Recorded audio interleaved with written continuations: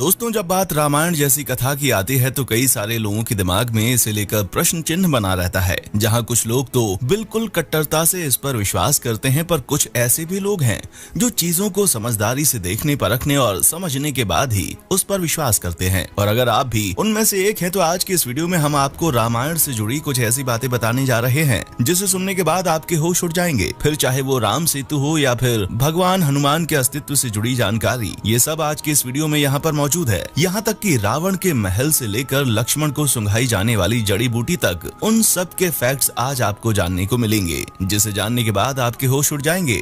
बस हमारा और वीडियो का साथ अंत तक मत छोड़िएगा। संजीवनी बूटी। आइए सबसे पहले बात करते हैं उस जड़ी बूटी के बारे में जिसकी चर्चाएं इतिहास काल से चली आ रही हैं। आपने बिल्कुल सही समझा, हम संजीवनी बूटी की बात कर रहे हैं जिसे लक्ष्मण जी को सुंघाया गया था। पर क्या आप जानते हैं, जिस जगह पर लक्ष्मण जी ने इस जड़ी बूटी को सूंघा था वहाँ पर हिमालय की दुर्लभ जड़ी बूटियों के अंश मिले हैं, जबकि पूरे श्रीलंका में उस तरह की जड़ी बूटी पाई ही नहीं जाती। वो सिर्फ और सिर्फ हिमालय में पाई जाती है। अब आप खुद ही सोचिए, हिमालय की जड़ी बूटी का श्रीलंका में पाया जाना इस बात का पुख्ता प्रमाण है कि यहाँ पर ये घटना घट चुकी है, वरना भारत के नॉर्थ से आई जड़ी बूटियाँ उसके बिल्कुल साउथ में कैसे पाई जा सकती हैं। कोबरा हुड केव, श्रीलंका। अब आइए आपको उस गुफा के बारे में बताते हैं जिसमें माता सीता को असुरों द्वारा पकड़कर रखा गया था। और हम ये बात ऐसे हवा में नहीं कर रहे, बल्कि ये बात पुरातत्व विभाग वाले लोगों ने इस गुफा की जांच करके बताई है, जिसमें पाया गया है कि इसका ये जो स्ट्रक्चर है ये नेचुरली बनकर तैयार हुआ है। इसमें किसी भी इंसान का कोई हाथ नहीं था। रामायण की कथा में भी इसी का जिक्र करते हुए बताया गया है कि माता सीता को असुरों ने अगवा करने के बाद यहीं पर रखा था। और इस चीज की पुष्टि करने के लिए आप यहाँ बनी तस्वीरों पर नजर डाल सकते हैं। इन गुफाओं में ऐसी तस्वीरें बनी हुई हैं जो कुछ हजार नहीं बल्कि लाखों करोड़ों साल पुरानी हैं। ये तस्वीरें रामायण की पूरी कहानी को दर्शाती हैं। लंका जलने के अवशेष। रामायण की कथा में हमें ये साफ साफ पता चलता है कि कैसे हनुमान जी ने पूरी लंका में आग लगा दी थी, जिस वजह से पूरी लंका जलकर खाक हो गई थी। पर सबसे ज्यादा हैरान करने वाली चीज तो ये है कि लंका के जलने के अवशेष मिल चुके हैं। असल में शोधकर्ताओं ने जांच के बाद ये बताया कि यहाँ की मिट्टी काली पड़ चुकी है। और ये पूरे श्रीलंका का हाल नहीं है, बल्कि जिस जगह पर लंका के होने का जिक्र है सिर्फ वहाँ की मिट्टी ही काली हुई है। बाकी उसके आसपास के इलाके में ऐसा कुछ भी देखने को नहीं मिलता। और यही सब चीजें वैज्ञानिकों को रामायण के अस्तित्व के बारे में सोचने पर मजबूर करती हैं। राम सेतु।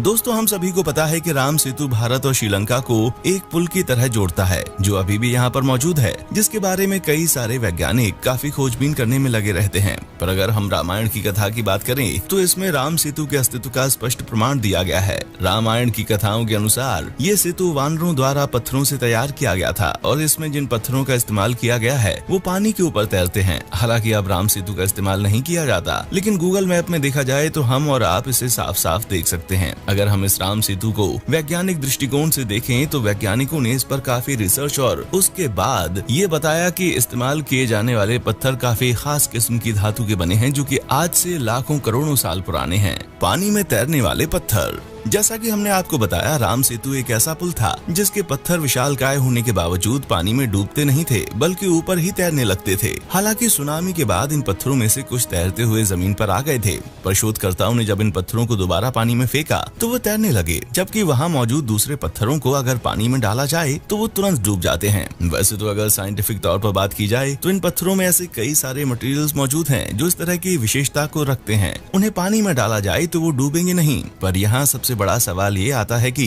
लोगों को आज से कई सालों पहले इस तरह का आइडिया आया कैसे कि वो उन पत्थरों का इस्तेमाल करें जो पानी में नहीं डूबते हैं, और उन्हें इस तरह के पत्थरों के बारे में पता कैसे चला। आपको क्या लगता है दोस्तों, राम सेतु के बनने की कहानी सच है या फिर आप भी साइंटिफिक चीजों पर ही विश्वास करते हैं? अपना जवाब हमें कमेंट सेक्शन में लिखकर भेजिएगा। टस्क हाथी। दोस्तों, रामायण के एक अध्याय में श्रीलंका की रखवाली के लिए विशालकाय हाथियों का वर्णन किया गया है, जिन्हें हनुमान जी ने चारों खाने चित कर दिया था। और हैरान करने वाली बात तो यह है कि पुरातत्व विभाग के लोगों को श्रीलंका में इसी तरह के हाथियों के अवशेष मिले हैं, जिनका आकार आज के समय में पाए जाने वाले नॉर्मल हाथियों से काफी ज्यादा बड़ा है। अशोक वाटिका। अशोक वाटिका के बारे में तो आप सभी जानते होंगे, जहां माता सीता का अपहरण करने के बाद रावण ने उन्हें अशोक वाटिका में रखा था, क्योंकि माता सीता रावण के महल में रहने के लिए तैयार नहीं थी। आपको बता दें कि ये जगह आज भी श्रीलंका में मौजूद है, जिसे इस समय हग्गाला बोटेनिकल गार्डन के नाम से जाना जाता है। और जिस स्थान पर सीता जी को रखा गया था उसे सीता एलिया कहा जाता है। अब आप खुद ही सोचिए, अगर इन सब चीजों का कोई इतिहास न होता तो भला श्रीलंका के लोग इस जगह को ये नाम क्यों देते? भगवान हनुमान हनुमान के पैरों के निशान। दोस्तों, कहा जाता है कि जब भगवान हनुमान माता सीता की खोज में निकले तो उन्होंने भारत से श्रीलंका जाने के लिए एक लंबी सी छलांग मारी थी। जब भगवान हनुमान ने छलांग मारते हुए इन पत्थरों पर अपने पैर रखे थे तो पत्थरों के ऊपर उनके पैरों के निशान बन गए थे, जो आज भी यहाँ पर मौजूद हैं। अगर हम वैज्ञानिकों की माने तो उन्होंने इस जगह की पुष्टि करके ये सिद्ध कर दिया है कि ये चिन्ह आज के नहीं बल्कि लाखों करोड़ों साल पुराने हैं। द्रोणागिरी पर्वत। दोस्तों, रामायण के युद्ध के दौरान जब लक्ष्मण को मेघनाथ ने मूर्छित कर दिया था और उनकी जान जाने वाली थी,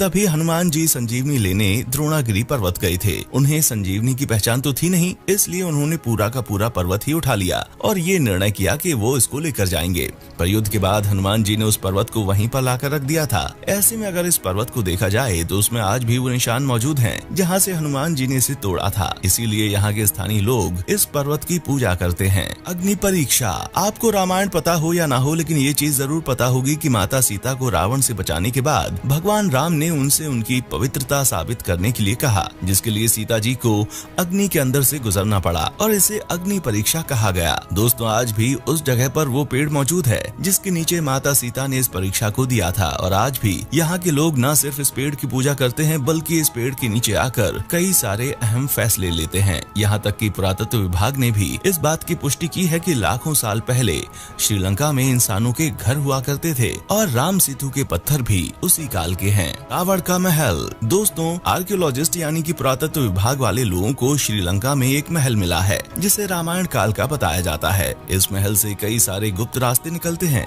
जिन्हें देखने पर पता चलता है कि ये रास्ते इंसानों द्वारा ही बनाए गए होंगे, पर ये गुफाएं बहुत ही ज्यादा पुरानी हैं, जो हम इंसानों के अस्तित्व के बारे में सोचने पर मजबूर कर देती हैं। हनुमान गढ़ी। दोस्तों, ये वही जगह है जहाँ पर भगवान हनुमान ने श्री राम का इंतजार किया था। रामायण में इस जगह के बारे में स्पष्ट रूप से लिखा गया है, इसलिए अयोध्या में जो कोई भी जाता है वो हनुमान गढ़ी के दर्शन जरूर करता है। रावण पर विजय प्राप्त करने के बाद भगवान राम जब अयोध्या वापस लौटे थे, तभी से भगवान हनुमान ने यहाँ पर रहना शुरू किया था। यही कारण है यहाँ का नाम हनुमान नगर है। अयोध्या के पास आज भी इस जगह पर आपको एक मंदिर देखने को मिल जाएगा, रामलिंगम। अब बात करते हैं उस शिवलिंग की जिसे भगवान राम ने खुद बनाया था। रामायण की कथा के अनुसार रावण को मारने के बाद भगवान राम को पश्चाताप करना पड़ा, क्योंकि उनके हाथ एक ब्राह्मण का कत्ल हुआ था और इसीलिए उन्होंने शिव की आराधना की। भगवान शिव ने उन्हें 4 शिवलिंग बनाने के लिए कहा। एक शिवलिंग तो सीता जी ने बनाया जो कि रेत से बनकर तैयार हुआ था। 2 शिवलिंग हनुमान जी कैलाश से लेकर आए थे और एक शिवलिंग भगवान राम ने स्वयं अपने हाथों से बनाया था, जो आज भी आपको उस मंदिर में देखने को मिलेगा। पंचवटी। दोस्तों, जब भगवान श्री राम को वनवास मिला था तो उन्होंने अयोध्या से लेकर श्रीलंका तक एक लंबी यात्रा की थी और नासिक के पास आज भी पंचवटी तपोवन है, जहां अयोध्या से वनवास काटने के लिए निकलने वाले भगवान राम, सीता माता और भाई लक्ष्मण रुके थे और यहीं पर लक्ष्मण ने शूर्पणखा की नाक काटी थी। तो दोस्तों, आज के लिए बस इतना ही। उम्मीद है कि वीडियो आपको काफी पसंद आई होगी। बाकी इसी तरह की शानदार वीडियोस को लगातार देखने के लिए चैनल को सब्सक्राइब करना ना भूलें। देखने के लिए शुक्रिया।